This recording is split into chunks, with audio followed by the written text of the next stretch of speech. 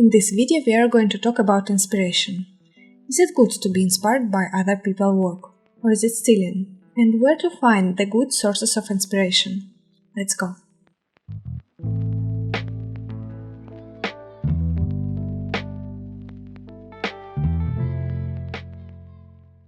Don't confuse copy and inspiration. To copy means to repeat other people's works. To be inspired by something means that you have created your own solution, and other people's works helped you to come to this solution. So let's first understand how inspiration works in our brain. There is a type of neural networks called GAN, Generative Adversarial Networks, and they create something new based on something that they have already seen. For example, GAN can generate a music piece similar to Mozart music if it was fed Mozart music. Or it can generate a human face if it has seen a lot of human faces. I think our brain works a little bit similar. Of course, it's smarter. Neural networks can generate only something very similar to what they have seen before, and the type of learning data for them should be very similar. For example, only human faces or only music pieces. Our brain can take a lot of different input and generate something completely new. And for this we need an inspiration.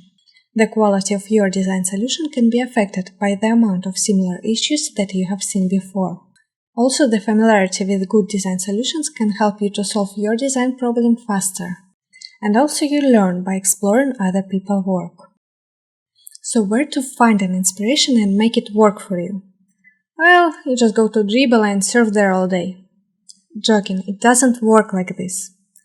First of all, as we have already discussed, Dribbble is not a reliable source of good inspiration. There are a lot of design shots that are pretty but are not usable or accessible. So be careful with this.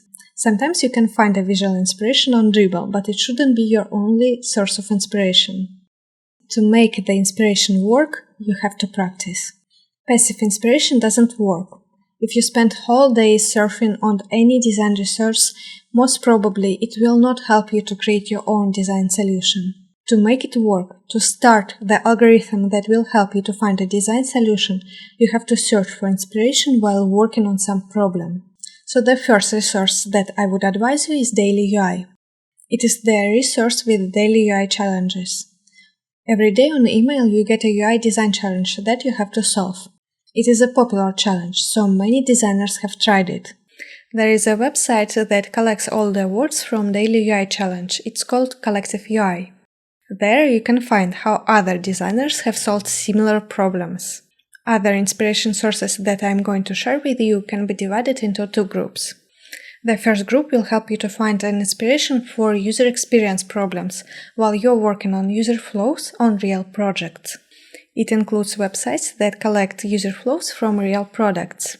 There you can find thoughtful interfaces that were tested on users. Unlike Dribbble shots that were created to sell visual work and attract design customers, these interfaces were created to solve real user problems. The first resource that I can recommend to you is Mobbin. Here you can find a lot of screenshots of popular apps. You can search them by popular screens like sign-up screen, loaders, pricing, or empty states. Or you can also filter by frequent tasks like creating, editing, or deleting something. Or if you're stuck on a particular UI element, you can also look for it on Mobbin. For example, you can check how other apps are implementing buttons or progress bars. The next resource is very similar, but with a funny name, PTTRNS, like patterns without vowels. It works absolutely the same, so I will not go into the details here. The next resource is also similar, but to be honest, I like it more. It's Page Flows. They categorize screenshots by user flows and not by elements like in Mobbin. So you can check such popular user flows like onboarding or user invitation, or again, creating, editing, or deleting an element. They collect not only screenshots but also videos, which can be very useful to understand user flows. Also, they collect emails that are part of the flows. And emails are important for user experience. For example, it's difficult to avoid emails when working on sign-up. Two more similar resources are UX Archive and SAS Frame. Check them all and choose what you like the most. The second group is the source for visual inspiration. These resources will help you to find visual inspiration. The first resource is Pinterest. I often use it myself. Here you can find the images on any topic and save them to collection. And you can install a browser extension to save the images from all over the internet. Don't stop at UI images here. Save also interesting graphic or interactive solutions. If you work with physical product, you also might be interested to look for different shapes or materials. Save everything that inspires you. Artworks, interiors, physical products. Everything might influence your future design solutions. For example, Spotify designers on Milano Design Week have shared what inspired them to create the branding for their most popular album. By the way, what album do you think is the most popular on Spotify? It's Rap Caviar. What do you think has inspired them? It's Soviet avant-garde. It has dynamics and bold composition.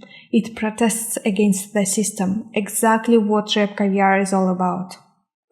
The next resource you all know. It's Dribbble. As I have already warned you, be careful with it, but it's a good place to be inspired by bold and new design concepts. The next resource you also probably already know. It's Behance.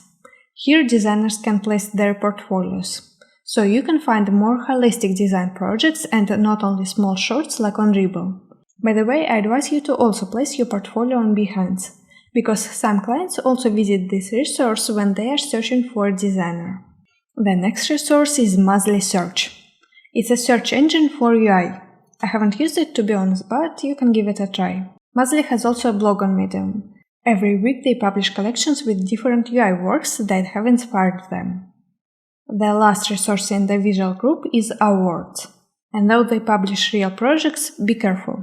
I rarely hear that the project that they have published becomes successful on the market. They were made to participate in design awards, not to serve the real market. For example, because of excessive graphics, most of the awards websites are very heavy and take time to load.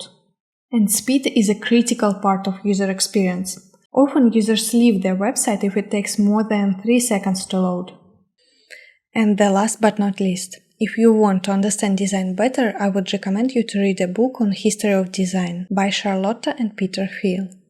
It's an awesome book. It's easy and enjoyable to read. You could understand how and why design have changed. Because design is not just random trends. For example, last season we had modern and this season functionalism is popular.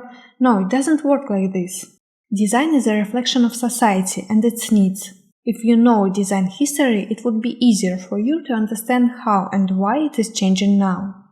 I also recommend you to check holistic UI UX portfolios of other designers. You can find them on Best Photos. In such portfolios, designers often showcase their full design process, so it's a perfect resource for you to learn. Hey, this was a video from my free UI design course. Make sure to check the full playlist out and hit the like button and subscribe for more free content about design.